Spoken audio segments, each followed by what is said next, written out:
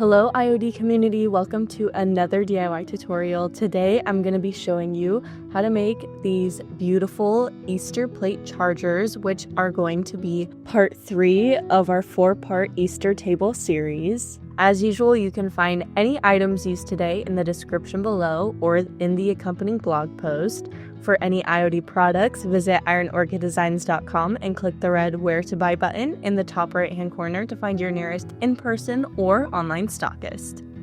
So to begin, we found these wood chargers at our local resale shop, so use whatever you can find. Give them a good wipe down, which of course is the first step to any good thrift flip because you don't know whose hands have been on these thrifted items and germs are yucky. We took IOD's new Trimmings floor mold and applied a nice even layer of cornstarch over the wider floral trim for our spring table. Dump out any excess before continuing with the clay. Be generous when you're making your castings. This helps keep the trim all together in one piece and reduces the cracking. Use the micro rim to remove any excess. Ours were 14 inches in diameter, which took about 4.5 castings total. Because of the curve, they aren't going to butt up perfectly together, but that's okay.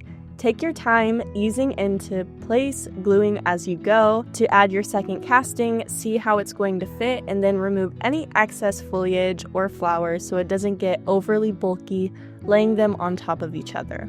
Remember, a plate needs to be able to fit comfortably, so continue around the circle until it's fully covered. If they don't perfectly match up, don't worry, just add an extra piece, and we promise it will blend together once dried and painted. Go ahead and grab some thick and quick glue and add on to the clay. You are going to make a curve, which might seem tricky at first, but the air dry clay is bendable, although it is fragile and you don't want to lose any of the detail. So of course be delicate when you are bending the clay, and you don't want to bend it too much because of course you don't want to lose any of that floral detail. But after you apply the glue, you can kind of see me add the curve and bend it just a little bit. And later, once we have the trimming, all of the trimmings, or you can also trim as you go, trim the trimmings, which is of course might get a little confusing because we are using a trimmings mold, but you are going to trim the mold. And as you can see, the casting is dipping into the charger as well, which we thought was a fun little detail.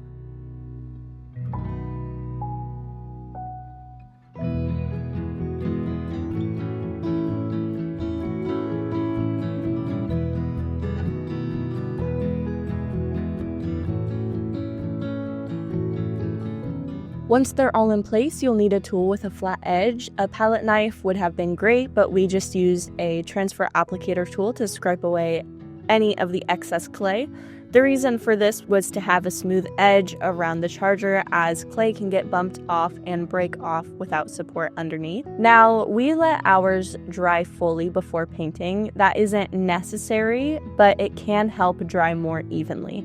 And an important part of the process is backfilling. The nature of the clay is that it shrinks as it dries, and that can lead to wonderful texture and age, but sometimes it's a little more cracking than we want.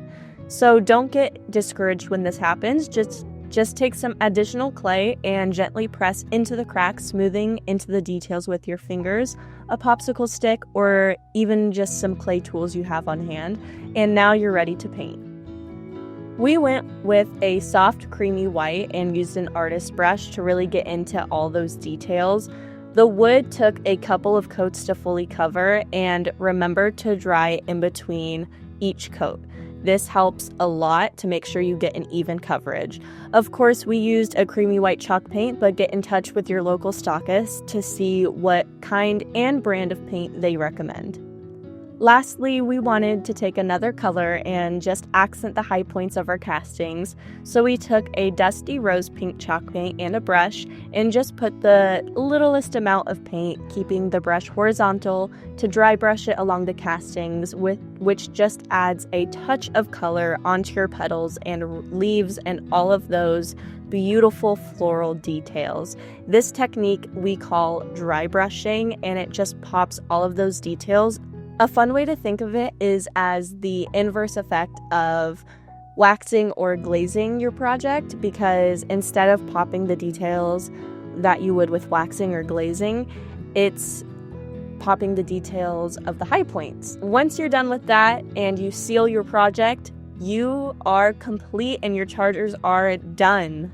Thank you so much for joining us today. We hope this project inspired you to make something beautiful for your home that you can be proud of. Share your creations with us in the Facebook Creative Tribe. We can't wait to see you there, and we hope to see you soon for our next tutorial.